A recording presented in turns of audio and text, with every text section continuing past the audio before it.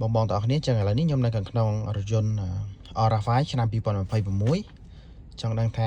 2026វាមានលក្ខណៈទំនើបអីគេខ្លះចឹងណាហើយសម្រាប់រថយន្តមួយគ្រឿងនេះដែរគឺទំនើបខ្លាំងមែនតើពាក់ព័ន្ធនឹងការបើកភ្លើងអីគឺអត់មានទៅតាមនេះណាបងតើគ្នានេះផ្លាត់ទឹកឯណាចឹងចង់បង្ហាញបងពាក់ព័ន្ធនឹងការប្រើប្រាស់ខ្លះអូខេតោះឥឡូវខ្ញុំចាប់ផ្ដើមអានេះវាមានកាមេរ៉ាមាន screen អីចឹងណាវាមានច្រើនខ្លាំងមែនតើមាន system មានអីចឹងបងតើគ្នាបាទចឹងខ្ញុំអត់បង្ហាញកន្លែងហ្នឹងថាវាច្រើនពេកចឹងណាអានេះកាមេរ៉ា360សុំទោសកាមេរ៉ា360អូខេតោះអញ្ចឹងឥឡូវខ្ញុំបង្ហាញពាក់ព័ន្ធនឹងការបើកភ្លើងនិងបើកទ្វារបើកអីចឹងណាបងតើគ្នាបាទនិយាយទៅរថយន្ត Aura5 ឆ្នាំ2026វាមាន option 2សម្រាប់បើកប្អូចបើកទ្វារអីចឹងណាអញ្ចឹងបើសិនជាយើងអាចបើកកញ្ចក់នៅខាងនេះក៏បានលើថាច់លើនេះក៏បានអូខេនេះបើកភ្លើងបិទវិញអូខេបើកកញ្ចក់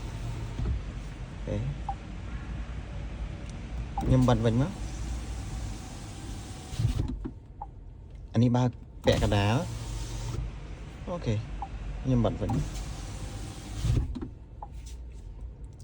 សានរូបបើកដបូលសុំទោសអូខេខ្ញុំបិទវិញមកអានេះwireless charging បានន័យថាបងសាកថ្មលើហ្នឹងណាបើសិនជាដាក់ទៅវាអត់ចូលតោះតែបងចូលបើកកន្លែងនេះអូខេបានអាចសាកចូលអញ្ចឹងណាអូខេអញ្ចឹងអានេះបើកគូតក្រោយ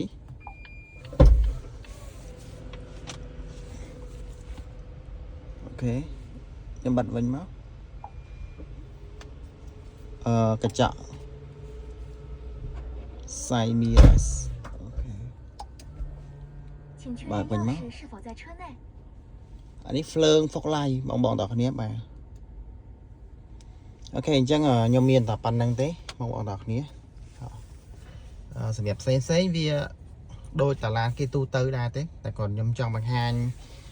ភាពទំនើបនៃរថយន្តមួយគ្រឿងនេះអញ្ចឹងណាបងតើគ្នាបាទអូខេអរគុណច្រើន